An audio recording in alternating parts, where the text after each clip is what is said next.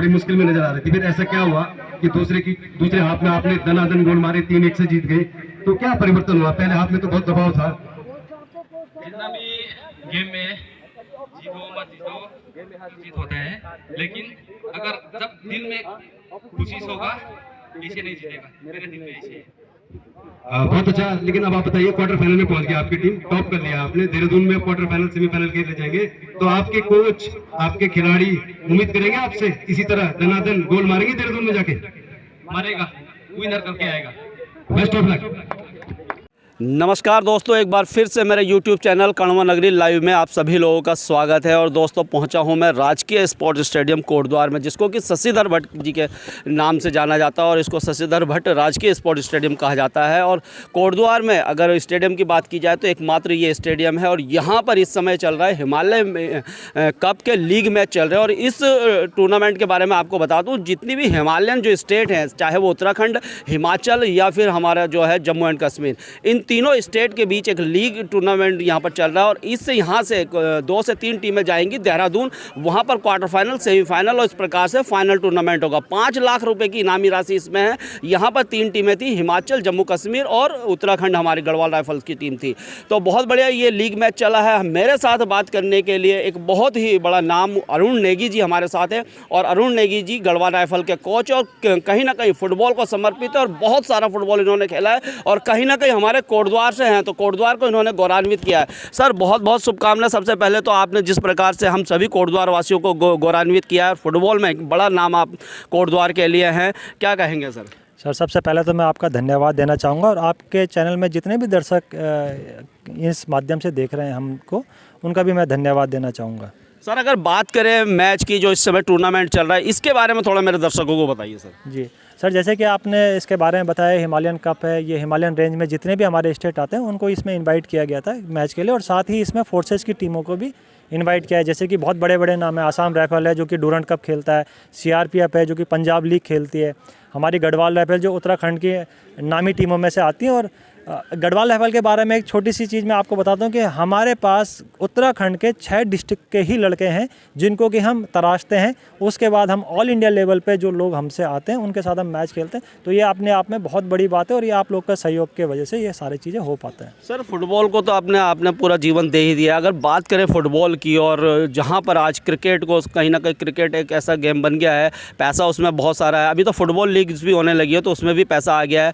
लेकिन अगर हम बात करें, ठीक है, फोर्स में जो बंदे जाते हैं फुटबॉल खेलते हैं उनका तो एक चलो भविष्य सिक्योर हो जाता है, लेकिन जो बंदा फोर्स में नहीं जा पाता वो किस प्रकार से अपना भविष्य सिक्योर करे? फुटबॉल के लिए आगे किस प्रकार से संभावनाएं बच्चों में हैं, इन बच्चों को बताइए थोड़ा। जी, मैं सबसे पहले जो क्वेश्चन आपने पूछा, ये बहुत कम लोग इसको पूछते हैं, क्योंकि ये बात जो आपने की ये है ग्रास रूट की बात।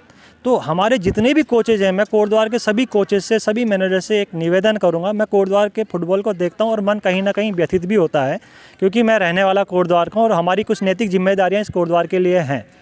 तो यहाँ पे जितने भी टीम मैनेजर्स हैं उनको ग्रास रूट पे फोकस करना चाहिए, उनको एजुकेट होना चाहिए कि कैसे हमारा ग्रास रूट का प्लेयर, जो हम 8 साल का बच्चा उसको कौन सी ट्रेनिंग देनी चाहिए, 10 साल का प्लेयर उसको कौन सी ट्रेनिंग, इसी प्रकार से सिंक्रोनाइजेशन में धीरे धीरे आप किस किस एज को क्या क्या हम ट्रेनिंग देंगे, पहली बात।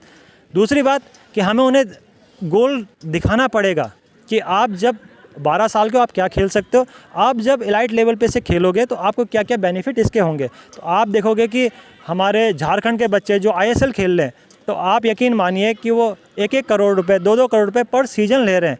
तो आप मानो कि वो अपने परिवार की आजीविका को बहुत बड़ी प्रकार से इस फुटबॉल के कारण चला पा रहे हैं। तो उसके लिए अच्छे कोच का, अच्छे मैनेजर का और साथ में उनको एजुकेट होना बहुत ज़रूरी है। और एक निवेदन मेरा और रहेगा कि हम थोड़ा बहुत गिले शिकवे दूर करके, राजनीति से परे हट के अगर इस काम को करें तो हम बहुत बेहतर स्थिति में कोटद्वार को ला सकते हैं। सर, अगर आप बात करें, जैसे आप फुटबॉल में अब रिटायरमेंट, जब आप रिटायर होंगे तो उसके बाद क्या आपके प्लानिंग है? जी सर, मेरा एक विज़न है मेरा कि मैंने कोटद्वार को, और आप कभी सुनोगे कि भाबर है, दोनों अलग अलग, लेकिन मैं इसको एक ही देखा है। अगर हम देखा जाए तो हिमालय का जो लोअर क्षेत्र है वहाँ से 12 किलोमीटर का जो एरिया होता है वो भाबर कहलाता है। तो मैंने एक क्लब का भी उद्घाटन किया है, भाबर फुटबॉल क्लब करके, जिसमें मैं कि पूरे कोटद्वार को यूनाइटेड देखता हूँ। तो आने वाले 3 सालों के बाद जब मैं रिटायर्ड होऊंगा तो मेरा खुद का एक एकेडमी खोलने का एक प्लान चल रहा है, जो कि अभी फाइनल स्टेज पे है। उसमें मैं बच्चों को ट्रेन करूंगा और मैं ये कोशिश करूंगा कि मैं उन बच्चों को फ्री ऑफ कॉस्ट कोचिंग दूं, ताकि वो बच्चे आने वाले टाइम में किसी की भी कोचिंग ना रुके किसी पैसे के कारण। तो बहुत बहुत शुभकामनाएं सर। जिस प्रकार से आपने गढ़वाल राइफल को गौरवान्वित किया, हम कह रहे हैं कि आप रिटायरमेंट आने के बाद कहीं ना कहीं हमारे कोटद्वार के लोग गढ़वाल के लिए काम करें। एक और भाई मेरे साथ हैं और दर्शन भंडारी जी मेरे साथ हैं। दर्शन भंडारी जी के बारे में दोस्तों ये बात तो हमने की कोच से, और अब हम ऐसे व्यक्ति से बात करेंगे जो कहीं ना कहीं समर्पित है कोटद्वार के लिए, चाहे वो कोई भी एक्टिविटीज़ हो, चाहे क्रिकेट हो, फुटबॉल हो या दूसरी चीज़ हो, चाहे समय कोई सा भी हो। कोरोना के समय में भी दर्शन भंडारी जी ने, जब मैंने पोस्ट फेसबुक पर डाली किसी भी व्यक्ति की मदद के लिए, दर्शन भंडारी जी आगे आए, और आज जब यहाँ पर हिमालयन कप चल रहा है, लीग मैच यहाँ पर चल रहे हैं, तो उसके लिए भी इन्होंने कंट्रीब्यूट किया है। आइए जान लेते हैं उनसे। सर सबसे पहले तो बहुत बड़ा काम आप लगातार करते रहते हैं, चाहे और इसकी जो है खबर लोगों तक भी नहीं हो पाती, ऐसे काम आप करते हैं। अभी बड़ी मुश्किल से आप मुझसे बात करने के लिए राजी हुए, क्या कहेंगे सर? सर पहले तो आपका धन्यवाद, जो आप इतने अपने चैनल के माध्यम से सबको जागरूक करते रहते, बताते रहते कहाँ क्या क्या हो रहा है। दूसरी बात, मैं अरुण भाई को धन्यवाद करना चाहता हूँ कि इतना बड़ा जो टूर्नामेंट हो रहा है, हिमालयन के कप हो रहा है, उसमें कम से कम अरुण भाई एक कदम आगे बढ़ते हुए आज जम्मू कश्मीर 3 एक साथ रहा है और आगे के लिए क्वालिफाई की है। अब मैं ये चाहता हूँ कि इस बार भी आगे भी गढ़वाल कप, हमारी जो गढ़वाल टीम है, बधाई देना चाहिए, आगे फाइनल जीत का है, यही मैं चाहता हूँ बस। धन्यवाद। अच्छा सर मुझे ये बताइए कि जैसे कमी, प्रतिभा की तो कोई कमी हमारे यहाँ है नहीं, आप भी जानते हैं और मैं भी जानता हूँ, है ना, लेकिन क्या चीज़ें हैं जिनके ऊपर सरकार को काम करना चाहिए और हम जैसे लोगों को भी काम करना चाहिए, क्या कहा? सर मेन बात ये कि जो अरुण भाई ने कही वो मेरे दिल में ही बात है कि जो भी काम होता है, क्रिकेट हो, फुटबॉल हो, हॉकी, कोई भी गेम हो, ग्रास रूट से ही शुरुआत होती है उसकी। जो समझ, जो हर चीज़ मामले में जो जानकारी बच्चों को जो छोटे से ग्रास रूट होनी चाहिए।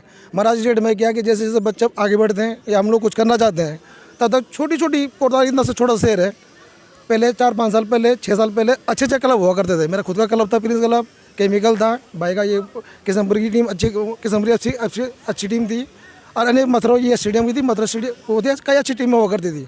मगर धीरे धीरे अब क्या हो रहा है कि जितनी राजनीति चलन आपस में चलने लग गया है कि मैं बड़ा तू बड़ा, मैं छोटा तू बड़ा, इस टाइप का जो चल रहा है, इस वजह से हमारे कोटद्वार का जो पहले जो माहौल था फुटबॉल को लेके, कई क्लब हुआ करते थे। आज डेट में मूलतः 1 या 2 क्लब होंगे शायद, वो भी मतलब कोई खास प्रैक्टिस में नहीं है।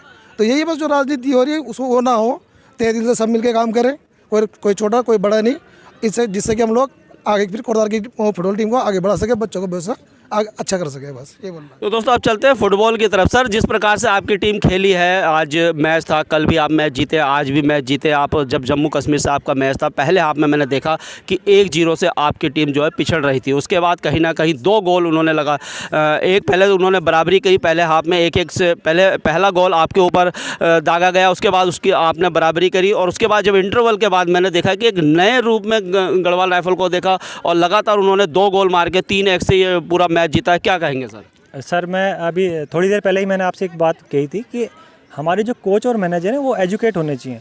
तो आपको मैं आपके चैनल के माध्यम से मैं सभी दर्शकों को बताना चाहता हूँ, मैंने पहले NIS किया, NIS करने के बाद मैंने जो हमारे प्रोफेशनल कोच हैं फुटबॉल के, AIFF के अंडर में D लाइसेंस होता है, AFC के अंडर C लाइसेंस होता है, उसके बाद मैंने प्लेयर स्काउटिंग का कोर्स किया, उसके बाद मैंने साइकोलॉजिस्ट का कोर्स किया। तो ये जो ये देखा आपने कि 1 गोल खाने के बाद उसके बाद बैकअप करना, उसके बाद उसको लीड लेना, तो ये हमारे साइकोलॉजी की क्लासेस में, वो प्रैक्टिकल में हमें ये सारी चीज़ें सिखाई जाती हैं। टेक्निकली भी बहुत साउंड होना चाहिए आज। टेक्निकली अगर आपका कोच, क्योंकि आप देखोगे नॉर्मली हमेशा बोलते थे कि एक अच्छा प्लेयर अच्छा कोच नहीं हो सकता और एक अच्छा कोच अच्छा प्लेयर नहीं हो सकता। उसके पीछे का लॉजिक जब आप जाओगे तो अगर अच्छा प्लेयर है वो कोच बन गया और वो एजुकेट नहीं हुआ तो अच्छा कोच कैसे होगा?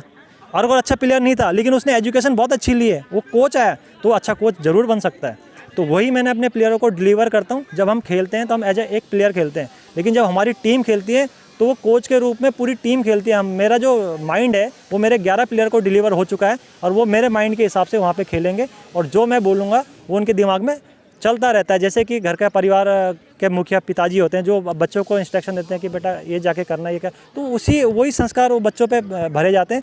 ऐसे ही कोच भी अपने प्लेयर्स को टाइम टू टाइम मोटिवेट करता रहता है और प्लेयर अच्छा रिजल्ट आपको देते हैं। तो बेस्ट विशेष है सर, आप देहरादून जाएँ और फाइनल गढ़वाल जो राइफल है। साथ ही थापा जी के चैनल में जितने भी दर्शक हैं, मैं आप लोगों से रिक्वेस्ट करूंगा, वैसे थापा जी काफ़ी आगे निकल चुके हैं सोशल मीडिया पे और मैं उनसे रिक्वेस्ट करूँगा आप ज़्यादा से ज़्यादा इस चैनल को सब्सक्राइब करें, शेयर करें और लाइक करें। धन्यवाद। Thank you sir. तो दोस्तों आज हमने बात की अरुण नेगी जी से, जो कि गढ़वाल राइफल के कोच है, और साथ ही साथ दर्शन भंडारी जी से। फुटबॉल की लीग यहाँ पर चल रही थी, हिमालयन कप चल रहा है। इसके जो 3 तारीख से जो क्वार्टर फाइनल्स हैं वो देहरादून में होंगे, और बहुत अच्छा इनिशिएटिव मुख्यमंत्री पुष्कर सिंह धामी का है। जहाँ पर अच्छी चीज़ें होती हैं वो हम अच्छा बताते हैं। कहीं ना कहीं 5 लाख रुपए की इनामी राशि है, तो ये मोटिवेट करेगी। और जिन बच्चे फुटबॉल में अपना कैरियर बनाना चाहते हैं, तो किस प्रकार से खेलना है, ग्रास रूट से किस प्रकार से खेलना है, टेक्निकली कितना साउंड हमें होना है, इन सब चीज़ों पे अरुण नेगी जी ने बात की है। वीडियो को पसंद आएगा दोस्तों तो वीडियो को लाइक, शेयर और कमेंट करना, और साथ ही साथ मेरे चैनल को उसी प्रकार से सब्सक्राइब करते रहिएगा जैसे आप करते हैं। धन्यवाद। जय हिंद, जय भारत, जय उत्तराखंड।